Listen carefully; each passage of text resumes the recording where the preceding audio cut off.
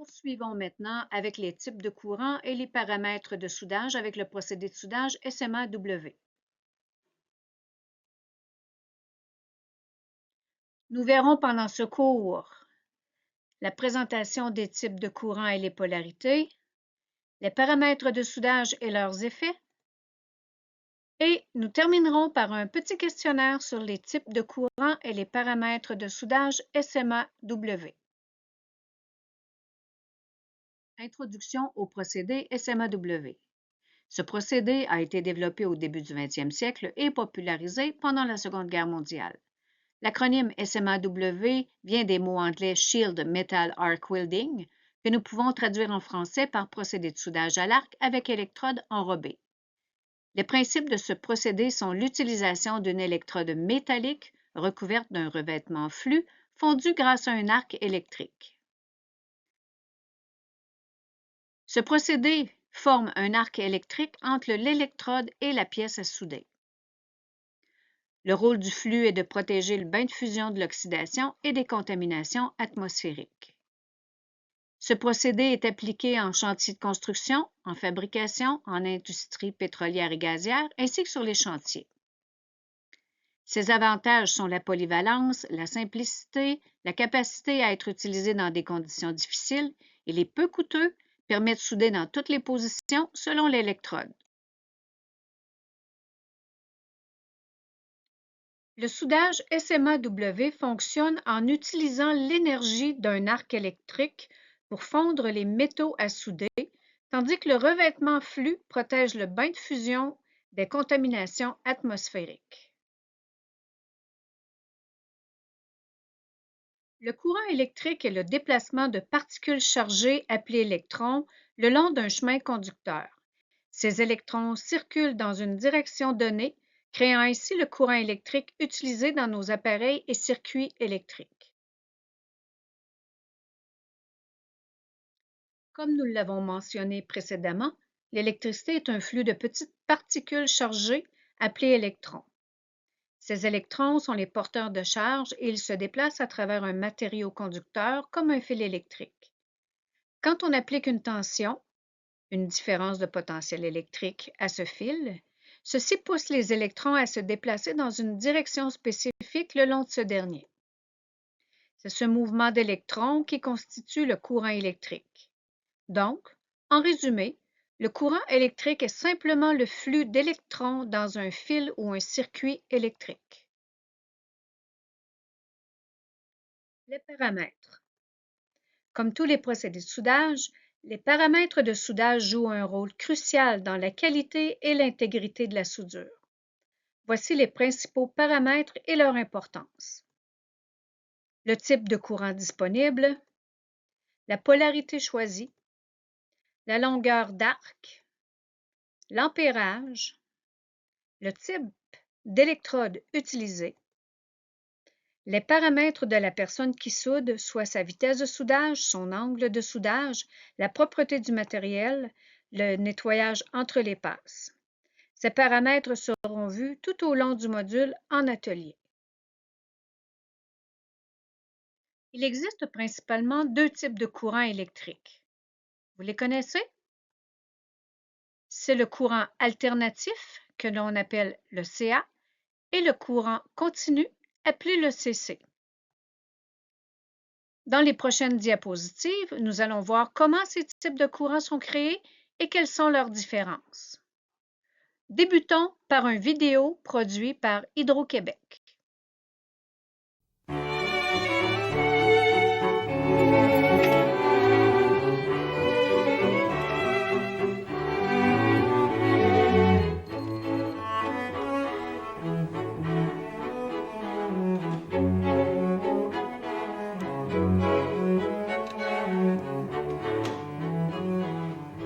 Allumer, éteindre, brancher, débrancher.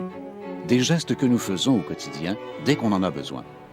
L'énergie électrique ou l'électricité est tellement présente dans nos vies qu'on finit par l'oublier. Mais qu'est-ce que c'est au juste l'électricité? Pour mieux comprendre ce phénomène, il faut revenir à l'atome, l'air, l'eau, les êtres vivants et les matériaux, comme les fils électriques, sont tous formés d'atomes. L'atome est constitué d'électrons qui tournent autour d'un noyau, un peu comme des satellites autour de la Terre. Les électrons de certains métaux, comme le cuivre, peuvent facilement quitter leur orbite. On appelle ces matières des conducteurs. Mais que se passe-t-il quand un électron quitte son orbite? L'électron se déplace tout simplement vers le noyau d'un autre atome. Et quand les électrons se déplacent, on dit qu'il y a un courant électrique. Mais comment peut-on pousser les électrons à se déplacer? Voici un aimant naturel. Les aimants ont un pôle nord et un pôle sud. On voit ici les lignes de force du champ magnétique. Quand on place deux aimants l'un près de l'autre, ils peuvent s'attirer ou se repousser. Il y a donc quelque chose entre les deux qui permet ce déplacement. C'est le champ magnétique. Un peu comme entre les deux aimants, le champ magnétique a un effet sur les électrons. Quand on déplace un aimant près d'un conducteur, comme un fil de cuivre, le champ magnétique attire ou repousse les électrons. Ce mouvement des électrons, c'est l'électricité. Mais d'où provient l'électricité que nous utilisons tous les jours? Empruntons le chemin d'électricité vers le cœur de sa source de production. L'électricité provient des alternateurs gigantesques qu'on retrouve dans les centrales hydroélectriques. Les alternateurs fonctionnent exactement sur le même principe que l'aimant et le fil de cuivre. Voyons comment. Un alternateur a deux constituants principaux, le rotor et le stator. Sur le rotor, on retrouve une série d'aimants que nous appelons des pôles. Le stator, lui, est constitué de plusieurs barres de cuivre. Pour simplifier, voyons ce qui se produit avec un seul aimant et une seule barre de cuivre. Il ne suffit pas d'approcher l'aimant de la barre de cuivre pour produire du courant. Sans mouvement, il n'y a pas d'électricité. Voyons maintenant ce qui arrive si on met notre aimant en rotation. Quand on fait tourner l'aimant à proximité de la barre de cuivre, le champ magnétique provoque un mouvement des électrons, donc de l'électricité. Revenons à notre rotor. Il provoque exactement le même effet qu'un aimant, mais il est composé d'électroaimants. On utilise un électroaimant quand on a besoin d'un aimant très puissant. On le fabrique en plaçant un noyau métallique à l'intérieur d'une bobine de fil conducteur. Lorsqu'on fait circuler un courant dans la bobine de fil, il se crée un champ magnétique très similaire à celui d'un aimant. Le principal avantage d'un électroaimant est qu'on peut contrôler la force de son magnétisme. Il y a plusieurs électroaimants sur le rotor. Tour à tour, ils attirent et repoussent les électrons qui se trouvent dans les barres de cuivre du stator. L'alternateur peut donc faire fonctionner des millions d'ampoules. Mais comment fait-on tourner un rotor aussi lourd? Avec un moteur? Non, ce ne serait sûrement pas avantageux. Au Québec, c'est surtout la force mécanique de l'eau qui fait tourner le rotor. L'eau frappe les pales de la turbine et la fait tourner. Pour produire de l'électricité, Hydro-Québec utilise donc une source d'énergie renouvelable. La turbine entraîne l'arbre dans son mouvement de rotation. Et comme le rotor est également fixé à l'arbre, il peut tourner autour du stator et provoquer le mouvement des électrons. Mais les électrons qui sont déplacés ne font pas toute la route de la centrale à la maison. En fait, les électrons bougent dans les fils par un effet domino. Un électron en pousse un autre, qui en pousse un autre, jusqu'à la maison. L'électricité est un phénomène invisible. Nous ne pouvons pas la voir, mais nous pouvons la mesurer. La puissance, qu'on exprime en watts, dépend de deux phénomènes, la tension et l'intensité du courant. Par analogie, la tension correspond à la vitesse à laquelle une voiture roule sur une autoroute. La tension se mesure en volts. L'intensité du courant peut se comparer à la quantité d'automobiles qui franchissent en même temps une borne de l'autoroute. L'intensité se mesure en ampères. La multiplication de la tension et de l'intensité permet d'établir la puissance en watts. On peut comparer la puissance à la capacité de l'autoroute à faire circuler un plus ou moins grand nombre d'automobiles. Et si on mesure combien de voitures ont circulé durant une heure, on obtient l'énergie consommée. L'énergie, c'est la puissance échelonnée sur une période de temps. Prenons un autre exemple. La puissance d'une ampoule fluocompacte de 25 watts correspond à sa capacité à nous éclairer. Par ailleurs, si cette ampoule fluocompacte demeure allumée pendant 4 heures, elle aura consommé de l'énergie, soit 100 Wh. Après 40 heures, c'est un total de 1000 Wh ou 1 kWh qui sera consommé. L'électricité est plus que jamais une source d'énergie précieuse. L'utilisation de produits éco-énergétiques comme les ampoules fluocompactes est une bonne façon de consommer l'électricité efficacement. Il y a une multitude de comportements ou d'habitudes qu'on peut modifier pour économiser l'énergie.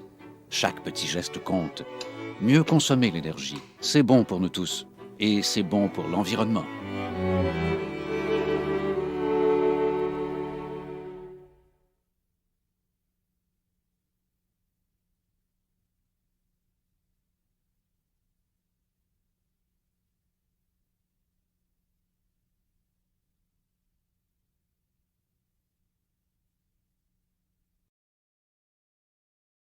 Le courant alternatif.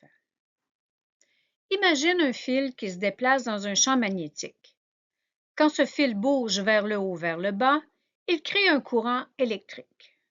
Cependant, lorsqu'il atteint le point le plus haut ou le plus bas de son mouvement, il bouge parallèlement au champ magnétique et ne génère plus de courant. Pense à une balançoire. Quand tu montes ou descends, tu te déplaces. Mais quand tu es au point le plus haut ou le plus bas, tu t'arrêtes brièvement avant de repartir dans l'autre sens. De la même manière, dans un circuit de courant alternatif, le courant change de direction régulièrement.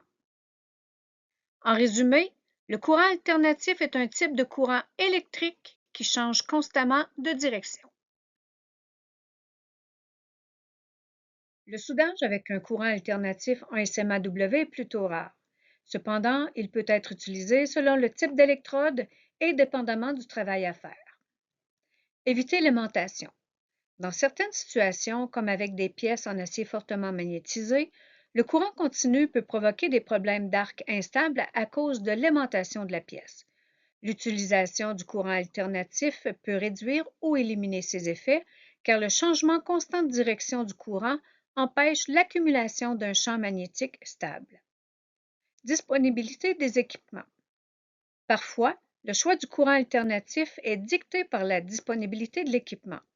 De nombreux générateurs de soudage, notamment les modèles plus anciens ou plus basiques, produisent uniquement du courant alternatif. Dans des environnements où l'accès à des sources de courant continu est limité, l'utilisation du courant alternatif peut être une nécessité. Les inconvénients. Le courant alternatif produit un arc moins stable et cause plus de projections. Il est également plus difficile de contrôler l'arc. Le courant continu. Imagine une rivière qui coule toujours dans la même direction. Le courant continu fonctionne de la même manière. L'électricité circule dans une seule direction, de manière constante et régulière.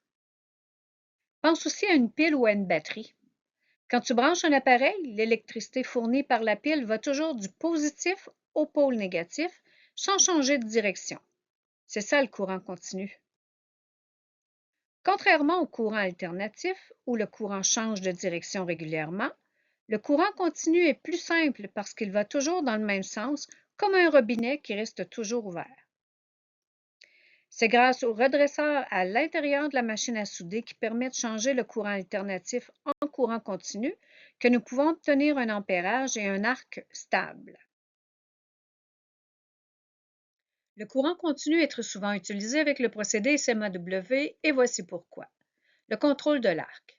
Le courant continu offre un meilleur contrôle de l'arc de soudage, ce qui est crucial pour des soudures précises et de haute qualité. La stabilité. Le courant continu produit un arc plus stable, ce qui facilite la soudure de matériaux fins ou délicats. La polarité. Avec le courant continu, on peut choisir entre la polarité directe ou inversée, ce qui permet de contrôler la pénétration et le profil de la soudure. La polarité normale, tant qu'à elle, produit plus de chaleur sur l'électrode à souder, permettant une faible pénétration. Elle est utilisée sur des matériaux minces. La polarité inversée produit plus de chaleur sur la pièce et est idéale pour des soudures demandant une bonne pénétration. Les applications. Le courant continu est souvent utilisé pour la soudure de l'acier inoxydable et de la plupart des métaux non ferreux. Voyons maintenant les polarités. Pour un soudeur, comprendre les différentes polarités de soudage avec le procédé SMAW est essentiel pour choisir la bonne polarité pour le type de matériau et l'épaisseur à souder, obtenir la profondeur et la qualité de pénétration souhaitée, assurer la stabilité et la facilité d'utilisation de l'arc de soudage, utiliser les électrodes de manière optimale en fonction de leurs spécifications et maximiser les propriétés mécaniques et métallurgiques du joint soudé.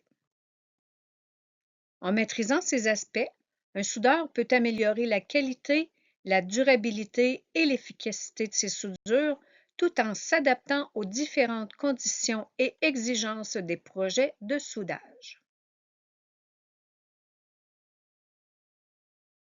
Avec le procédé de soudage à l'arc électrode enrobé SMAW, il existe trois polarités principales de soudage.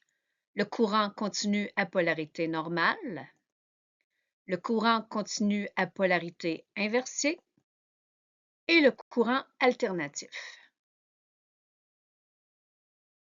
Qu'est-ce que le courant continu à polarité normale?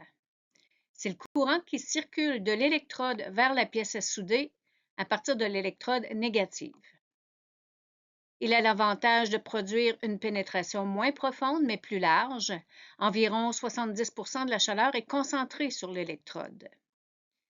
On l'utilise pour des matériaux plus minces ou pour des passes de racine où un contrôle précis du profil de soudure est requis. Le courant continu à polarité normale est généralement moins utilisé que la polarité inversée. Le courant continu à polarité inversée, c'est le courant qui circule de la pièce à souder vers l'électrode, toujours vers l'électrode négative. Il a l'avantage d'offrir une pénétration plus profonde dans la pièce à souder. Environ 70 de la chaleur est concentrée sur la pièce. Il est utile et idéal pour les matériaux plus épais où une pénétration profonde est nécessaire. Le courant continu à polarité inversée est généralement la polarité la plus utilisée en soudage SMAW. Récapitulons maintenant les notions apprises un peu plus tôt à l'aide de ce petit questionnaire. Question 1. Au Québec, quel type de courant est servi aux clients d'Hydro-Québec? La bonne réponse est le courant alternatif. Question 2. Parmi les choix de réponse suivants, lequel permet de transformer le courant alternatif en courant continu? A. Le transformateur. B. L'alternateur. C. Le redresseur. Ou D. Aucune de ces réponses.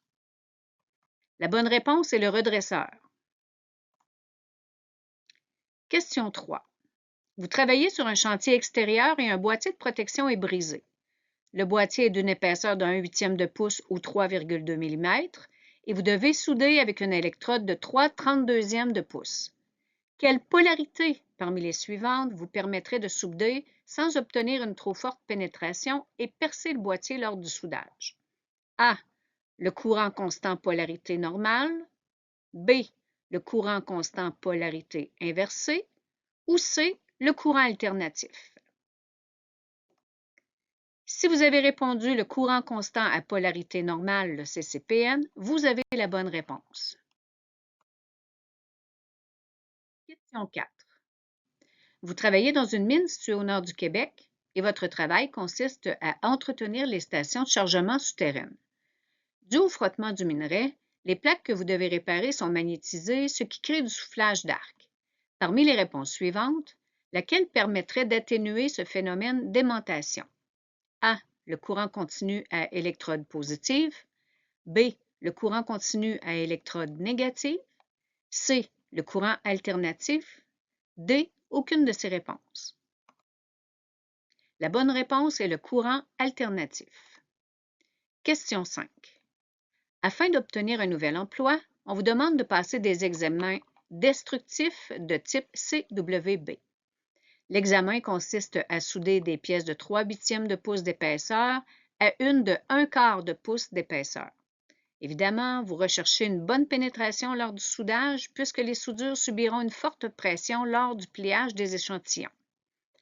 Parmi les polarités suivantes, laquelle serait favorable pour réussir votre examen de pliage? A. Le courant constant à polarité normale. B. Le courant constant à polarité inversée. C. Le courant alternatif. D. Aucune de ces réponses. Si vous avez répondu le courant constant à polarité normale, vous avez la bonne réponse. La soudeuse à caractéristiques plongeantes. Comme vous l'avez probablement remarqué en atelier, lors du soudage avec le procédé SMAW, il est important d'avoir une machine à souder qui permet d'avoir un courant ou un ampérage constant. Lors du soudage avec les procédés manuels comme le SMAW et le GTAW, il est préférable de travailler avec des machines à souder à caractéristiques tombantes. Avec les soudures à courant constant, une grande variation de la longueur d'arc, représentée par un grand changement de la tension sous la courbe, n'influence pas beaucoup l'intensité du courant. La soudeuse à caractéristiques plongeantes. Lors de l'application du procédé SMAW, le soudeur tient dans sa main un porte-électrode auquel est fixé l'électrode qu'il doit utiliser. Pour réaliser une soudure de qualité, le soudeur doit maintenir des conditions de fonctionnement constantes, incliner l'électrode à un angle de travail approprié, maintenir un angle de soudage, souder à une vitesse constante et abaisser l'électrode au fur et à mesure qu'elle fond pour maintenir une longueur d'arc constante.